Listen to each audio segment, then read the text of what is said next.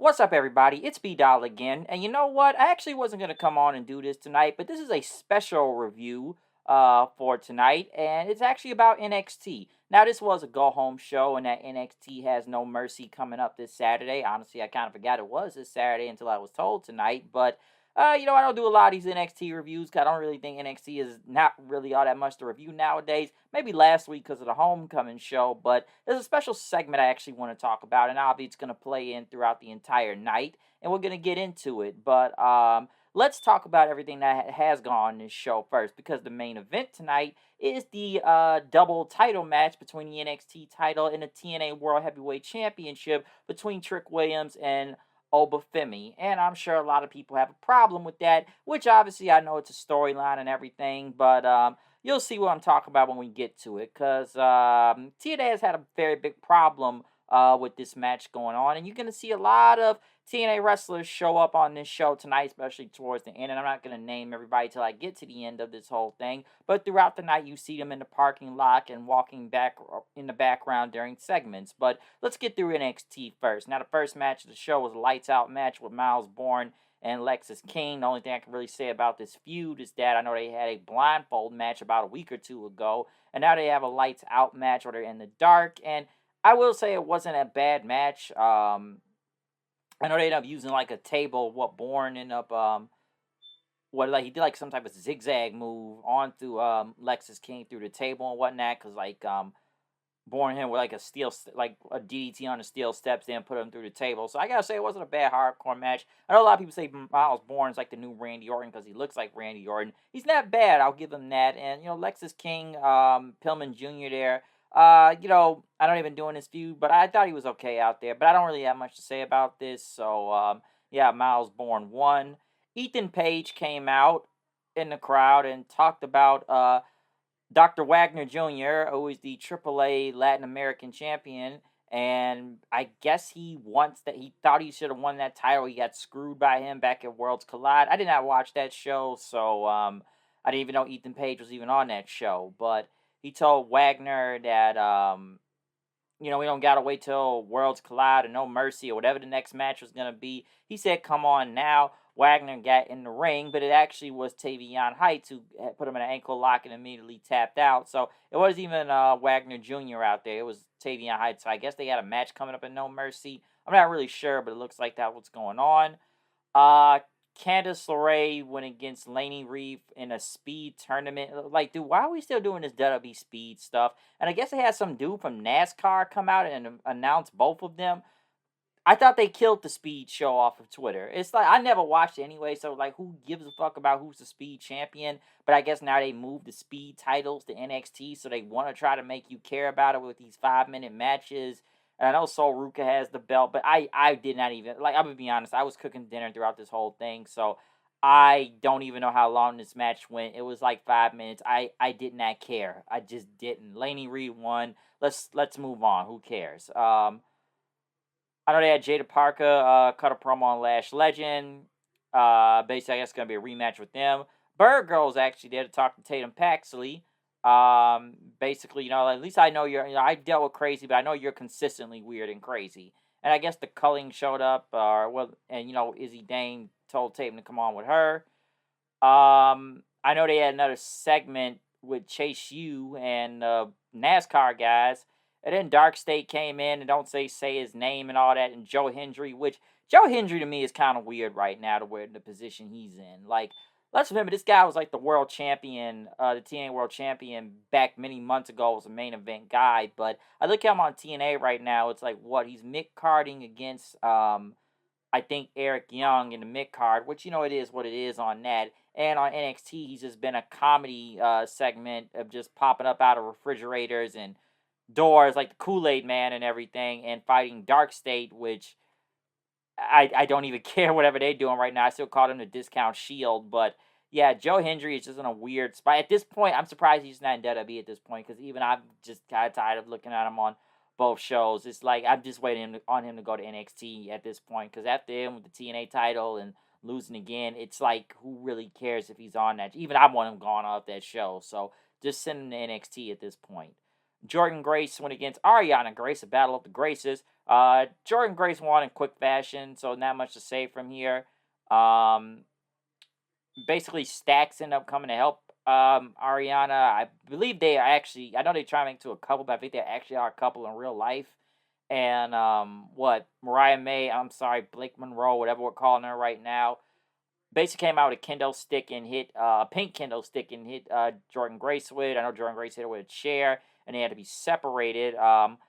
Robbie E and Stevie Turner showed up since they were in charge of the show and were worried about the whole TNA roster being there. And the Pebble wasn't there tonight, so they actually, after they separated them, I guess it's gonna be a weaponized steel cage match, or in TNA language, I would call it a lethal lockdown match when you really think about it. So yeah, it's gonna be a weaponized steel cage match, lethal lockdown. That's all I can really say about that. Um, JC Jane came out, but she came out by herself. She didn't want the rest of Toxic Attraction 2.0 with her. And she talked about happening last week at Homecoming. I've been the champion for 100 days. You've all tried to call me the beatable and transitional champion and want to talk about Lola Vice's underdog story and everything. Like, while you've been shaking your ass, I've been busting my ass to be the champion around here and to be the best. Lola basically came out to, at least I have an ass. And told JC you are the toxic third wheel and everything. And, me, I came from the fighting world to become a professional wrestler and a WWE superstar. And she's going to win the NXT Women's Championship, not for herself, but for the culture, her family, and everybody in this crowd who has her back. And said, it's a good thing the show is called No Mercy, because I'm going to show you No Mercy this Saturday. And basically, JC says, you know what, I know you're trying to look at validation for your family and everything, but you're not going to walk out as champion. You're just going to be a disappointment and everything. And then Lola just backfisted her and held up the title. Do I think she'll win? Maybe, but given what I saw right here, I wouldn't be surprised if JC Jane still retains the title. Dark State went against Joe Hendry and the Chase U guys, whoever are the Chase U guys at this point. Basically, kind of a wild six-man here. Dark State got the win. I know they're the tag team champions right now, so they end up hitting like a whatever they pop up power bomb, shield bomb thing, and end up beating Hendry and them. So they pinned one of the Chase U guys right there. So not much I could say wherever this feud is still going. I feel like Dark State just gotten more comedy nowadays, especially with Joe Hendry just popping out of nowhere. So we'll see where that goes next. Ricky Starks had a promo in his hometown, New Orleans, and talked about how his home was no longer there due to storms. I guess back Hurricane Katrina and whatnot years ago. And, you want to see all the glamour and everything. But he say he represents the people out there, the street vendors, the artists, people that want to make it and everything. And he doesn't want to become a circumstance and stuff. So this is everything that means to him. And he has to win the NXT title this Saturday. Right after that, I know Javon Evans was being interviewed. And until they show Jasmine Nix being knocked to the ground, JC Jane and Fallon Henley say, we don't think who you think it is, right? But then JC Jane like, you know what? We don't need her anymore. Only the strong survive. So basically, y'all just let it get ass kicking. Like, yeah, she's dead weight. She had to go. So she got taken out. And now we get to the part where we really want to talk about here is the main event of the title for title match, the NXT champion versus the TNA world champion, Trick Williams versus Obafemi. And throughout the night, we saw multiple TNA wrestlers. I know some are going to argue that like half these guys either used to be in WWE and are part of TNA, or kind of vice versa, been here, went back, been here, went back. But we saw multiple people from TNA show up through the entire night, from Santana to Eric Young, to Moose, to Zachary Wentz, to Mance Warner, Steve Macklin, The Inspiration, Victoria Crawford, Cedric Alexander, Kazarian, I'm trying to, Isaiah Brookside, I don't remember Zia Lee's name that's currently, but I guess they call them the Angels of Madness. I know they became a tag team now. Matt Cardona, I'm naming as many people I could from TNA that they brought along with them throughout this show tonight. I thought it was about to be the whole roster about to pop up, but it looks like they brought enough troops to see what was going to go down, because the story given with this is, which makes no sense. why even do this double title match right now, anyways, especially given Santana is the number one contender against Trick Williams at Bound for Glory for the TNA World Championship. And I guess, Santana says, we're tired of this whole narrative of NXT is running this show or they're running us in this. Yeah, I always use the word quote unquote partnership, which I still do, which I know we've all questioned this whole TNA and NXT. Which, let's be honest, TNA has to fight the damn D League. Okay, this is the D League, folks. This is developmental. It's not like they fight in the main roster. Because if you look how they do with AAA, but then again, WWE owns AAA, and how they at least been more incorporated. And yeah, they fought NXT people, but you see they've been more incorporated fighting main roster people. Look, well, hell, look who's the AAA champion right now. Fucking Dom and stuff. But not once have the TNA roster or anybody from TNA had any type of, I guess you could say, with the main roster. Unless you even count Joe Hendry of him being at WrestleMania and the Royal Rumble and all that.